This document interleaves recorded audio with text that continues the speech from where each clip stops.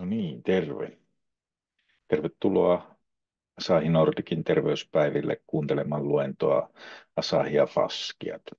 Minun nimi on Samuli Kipronen ja olen koulutettu hieroja, suorittanut myös urheiluhierojan erikoisammattitutkinnon. Lisäksi olen Asahi Nordicin kouluttama P-ohjaaja ja tällä hetkellä opiskelen myös A1-ohjaajaksi kautta kouluttajaksi. Se, että miksi minusta tuli hieroja, niin oli omassa kropassa aika paljon kaikennäköisiä probleemia johtuen tuolta nuorena aloitetusta kilpaurheilusta judon puolella ja se oli aika kovaa reeniä ja teki omaa tuhoaan tuolla kropassa. Sitten tuli tietysti muutamia loukkaantumisia ja siihen sitten 15 vuotta toimistotyötä rinnalle, niin paketti oli niin sanotusti aika hyvin kasassa. Kukaan ei oikein osannut auttaa minua sen mun kipeän ja huonosti toimivan kropan kanssa. Ja sitten se johti siihen, että yksi kaunis päivä lähdin opiskelemaan hierojaksi ajatuksella, että opin tässä samalla jotain omasta kropasta ja saan sitä parempaan kuntoon. No, asiat johtaa yleensä uusiin asioihin ja siinä hierojakoulutuksen aikana tutustuin sitten faskioihin ja totesin, että niillä saa aika ihmeellisiäkin asioita omassa kropassa aikaiseksi, kun niitä käsitellään ja availlaan niiden kautta kehon jumitiloja pois. Ja Faskia-opinnot sitten johti siihen, että rupesin opiskelemaan myös toiminnallista anatomiaa sillä lailla, että siellä on ne faskiat myös mukana. Ja sitä kautta sitten tuli erilaista terapeuttista harjoittelua myöskin mukaan kuvioihin ja kuormitusfysiologiaa ja kaikkea tällaista. Ja siinä, siinä yhtenä päivänä sitten huomasin olevani myös Asahi C-ohjaajakoulutuksessa. Ja tämä on oikein mielenkiintoinen kuvio tämäkin. Ja, ja liittyy faskioihin ja mennään sinne pikkuhiljaa sitä kohti, että miten nämä liittyy. Mutta käydään se ensin, että mitäs ne faskiat nyt sitten on. Niistä paljon puhutaan ja moni on niistä kovinkin tietoinen, mutta se ei aina ole ihan niin yksiselitteistä, että mitä se faskia on. Se on sidekudosrakenne. Se on se rakenne, mitä me ollaan aika lailla täynnä. Se on semmoista harmaata massaa, mikä ympäröi luita, lihaksia, hermoratoja, verisuonia, sisäelimiä. Sitä on ihan kaikkialla. Ei se siitä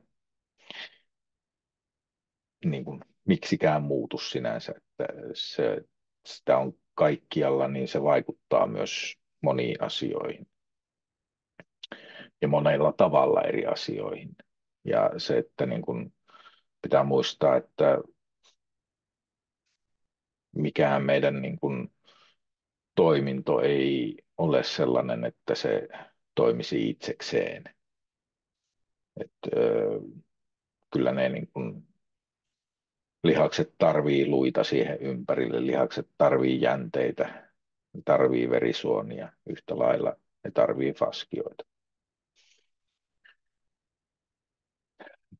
Mutta mitäs rooleja muita sillä niin kuin selkeitä semmoisia rooleja, niin siellä on valtava määrä hermopäätteitä. Ja sitä kautta me niin kuin aistitaan aika paljon. Ja mikä on niin kuin merkityksellistä siinä, että minkälaisia hermopäätteitä siellä on, niin toki se vaihtelee. Eri kehon osissa on erilaisia hermopäätteitä. Toiset aistii lämpöä, toiset tai lämpötilaeroja, toiset paineeroja, toiset kipua, näin päin pois. Mutta siellä on myös sitten vapaita hermopäätteitä, eli mitkä pystyy sitten ottaa vähän niin kuin roolin. Että jos siellä joku kiputila iskee päälle jossakin, niin sitten ne vapaat hermopäätteet rupeaa kaiuttaa sitä kiputilaa myöskin siinä ympärillä.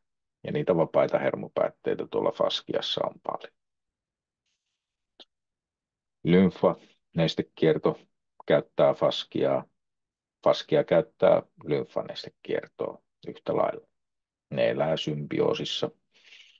Ei siellä ole mitään erillisiä putkia, mitä pitkin tuo lymfanestekierto kulkisi meidän kehossa, vaan se kulkee tuo harmaan massan seassa.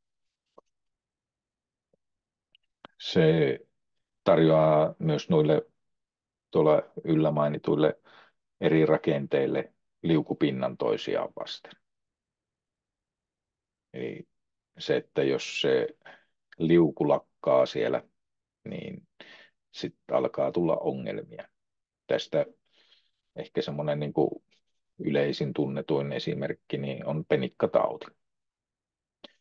Liiallisesta kuormituksesta, liian voimakkaasta hypertrofiasta eli lihaskasvusta, mistä se nyt sitten kellekin tulee, niin se tarkoittaa sitä käytännössä, että siellä on luukalvo ja lihaskalvo jääneet toisiinsa kiinni.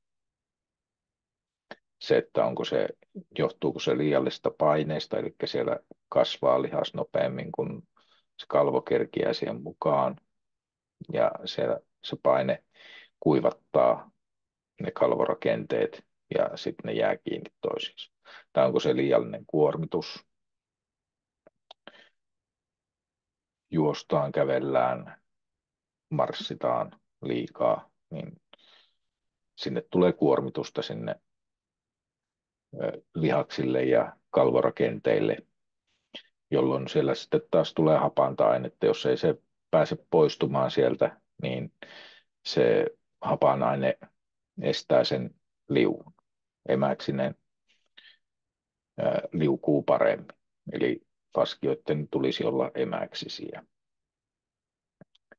No, siitähän sitten seuraa tässä penikkataudin tapauksessa, että jos ei sille tehdä mitään ajoissa, niin se voi johtaa jopa sitten niin sanottuun marssimurtumaan, eli sinne tulee luuhun rasitusmurtuma siihen kohtaan, missä se on kiinni jäänyt.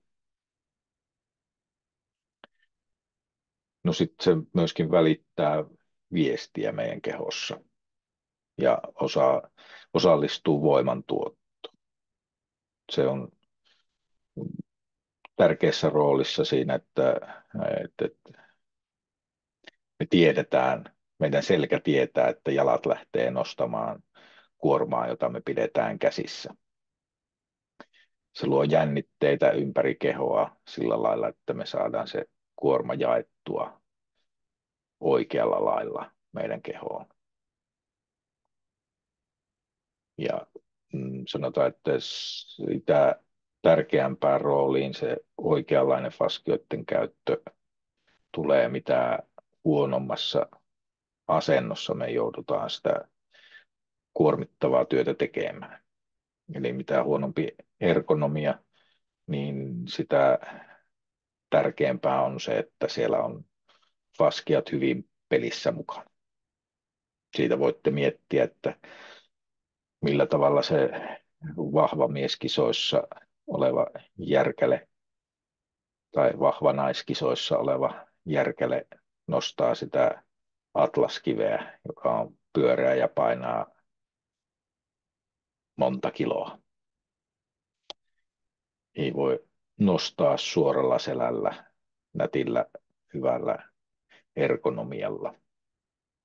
Mutta siitä huolimatta niillä ei välilevyt pullistu. Se on kovan reenin tulosta tietysti, mutta myös sitä, että siellä sitä kehoa käytetään tarkoituksenmukaisesti siinä tilanteessa. Äärimmäinen esimerkki, mutta antaa hyvän kuvan siitä, että mitä sillä toimivalla faskialla saadaan aikaiseksi. No mitä tekemistä tällä nyt sitten on Asahin kanssa? Se, että me saadaan hyödynnettyä tuota sidekudosrakennetta ja sen tarjoamia palveluita meidän kehossa oikealla lailla, niin siitä on syytä pitää huolta. Ja sitä voidaan treenata, sitä voidaan kehittää. Ei se atlaskivi sieltä niin kuin ekalla yrittämällä nouse. Siihen tarvii tehdä töitä, että sen saa sieltä nousemaan. Ja se on tietysti sitten jokaisen oma valinta, että lähteekö sellaista reeniä tekemään, että saisi joskus atlaskiven ilmaan.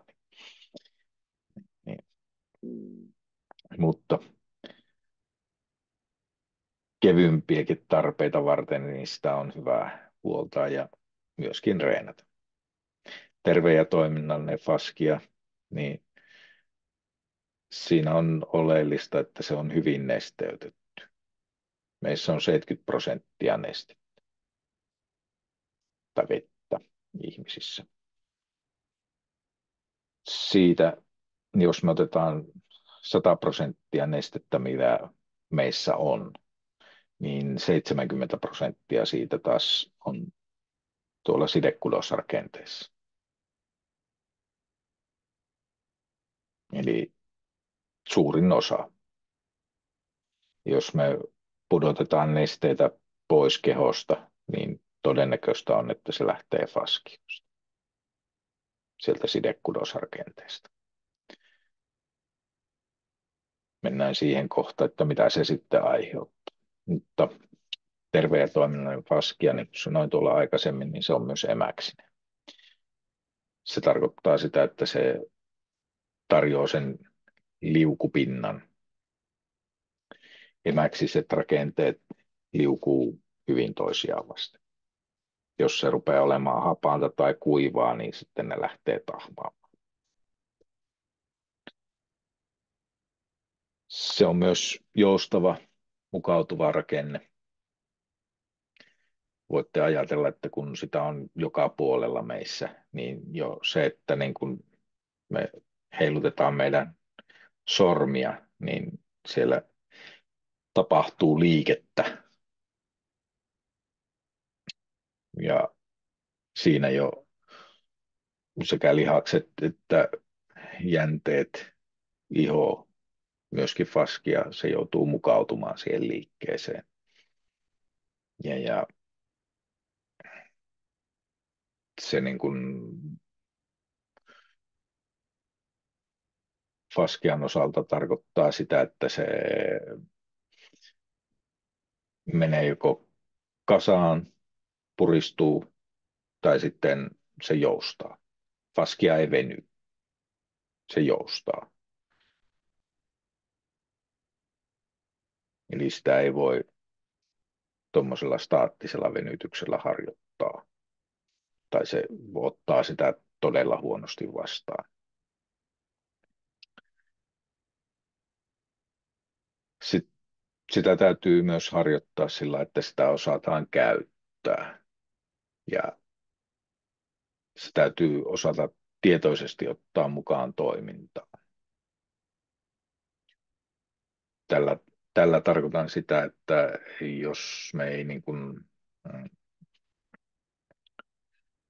ymmärretä sitä esimerkiksi elastista energiantuotantoa kehossa, ihan vaikka kävelyssä, niin silloin me mennään helposti siihen, että kävellään pelkällä lihasvoimalla.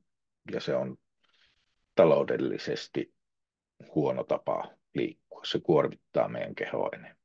Jos me saadaan sieltä sitä elastista voimantuottoon, niin me saadaan paljon kevyemmin tehtyä asioita. Mitä se elastinen voimantuotto sitten on versus tämä perinteinen lihaksella tapahtuva energiantuotanto, konsentrinen voimantuotto.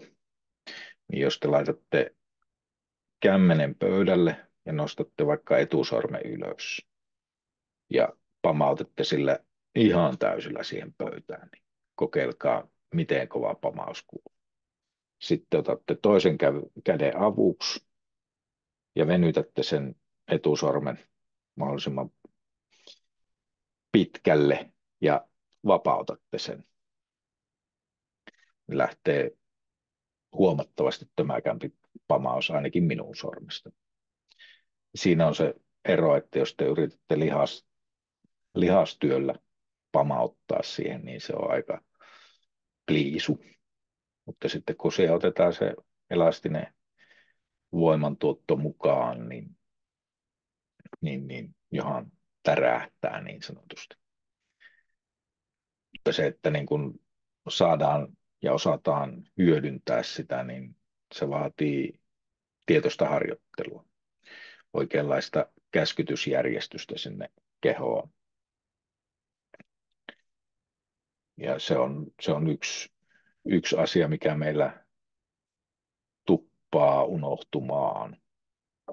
Sen lisäksi, että me länsimaalaiset varsinkin tykätään käyttää pinnallisia isoja lihaksia voimantuottoon, kun olisi taloudellisempaa käyttää syviä lähellä sitä luista rakennetta olevia pieniä lihaksia enemmän.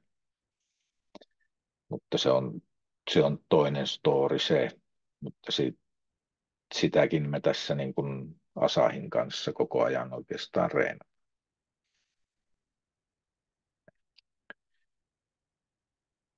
No miten me sitten niin kuin Asahissa reenataan näitä eri asioita?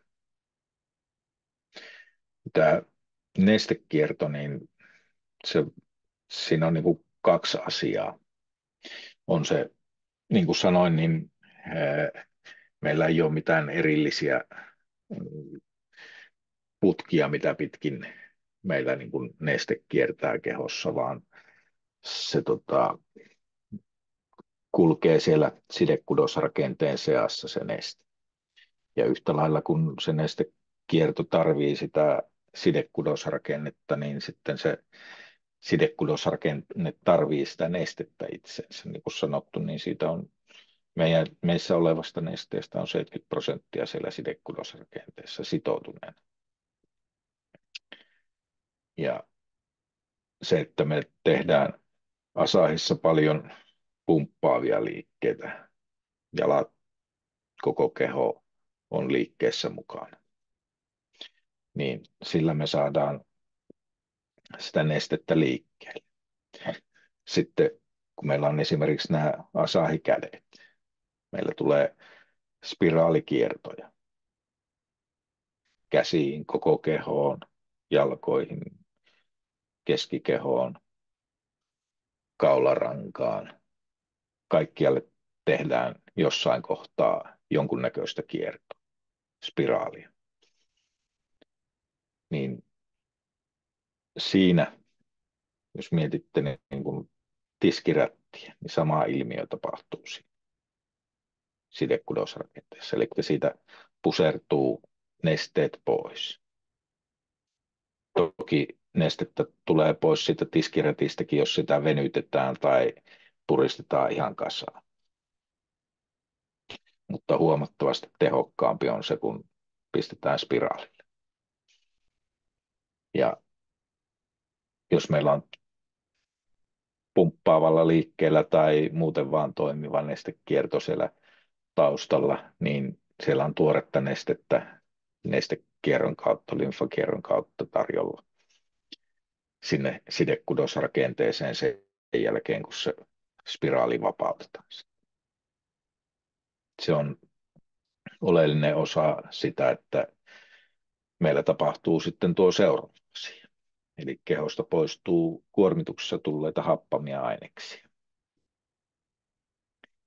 Ne on, ne on siellä sitä varten, että me ollaan tehty jotakin riittävän raskasta, että on syntynyt laktaatteja ja virtsahappoa ynnä muuta kuona-ainetta sinne kehoon.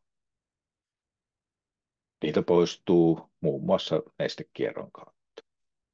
Ja se, mihin se sieltä lihaksesta siirtyy, se hapan aines, niin se siirtyy tuohon sidekudoosrakenteeseen, josta se sitten siirtyy nestekiertoon, josta se sitten menee taas elimistössä eteenpäin.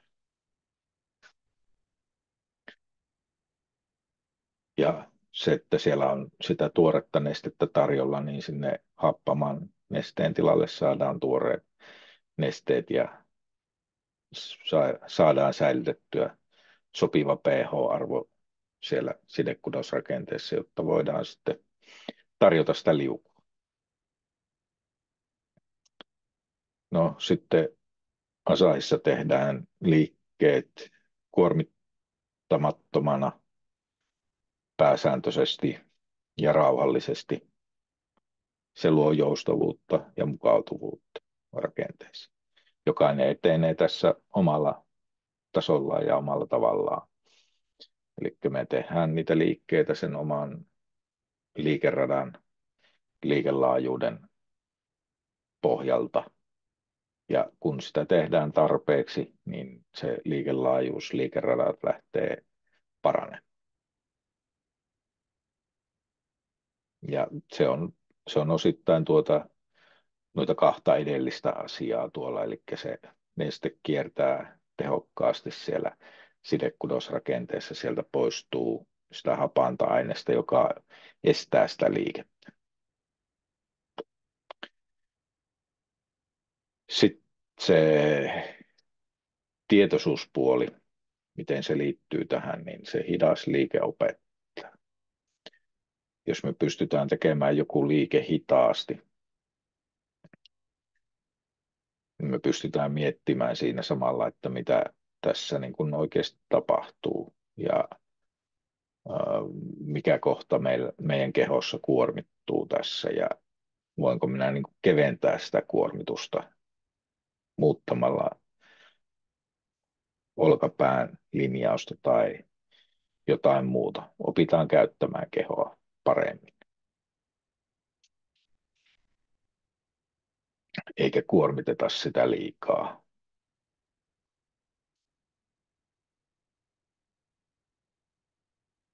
Se on niin kuin, mm, moninivelliikkeessä, jos puhutaan siitä, että miten me reenataan yleensä itteemme, niin kuntosalilla monet tekee eriytettyä lihasharjoittelua. Tai sitten ne menee jonnekin crossfittiin tai muuhun toiminnalliseen harrastukseen, missä sitten tulee semmoista niin kuin, toiminnallista reeniä. Asahi on myös toiminnallista reeniä. Siinä käytetään koko kehoa. Siinä me opitaan käyttämään ajatuksella, että olemme yksi lihas. Tuo sidekudosrakenne ympäröi meitä niin kuin sisällä kaikkia meidän rakenteita. Se on yhteydessä päästä varpaisiin koko matkalta. Niin jos se toimii täydellisesti, niin silloin me voidaan puhua niin kuin, että meidän keho on yksi lihas. Ja hidas liike opettaa meitä sitä kohti. Mutta oikeastaan tässä oli meikäläisen anti tällä kertaa. Toivottavasti saitte jotain uusia ajatuksia, mietteitä sinne tuleviin asahireeneihin ja ihan arkeenkin, että miten siellä kuormitatte omaa kehoanne ja onko siinä vain ja ainoastaan lihas ja muut tukirakenteet mukana vai onko siellä myös se faskia mukana. Niin muuta kuin oikein hyvää kevään jatkoa ja tapaamisiin Asahin merkeissä.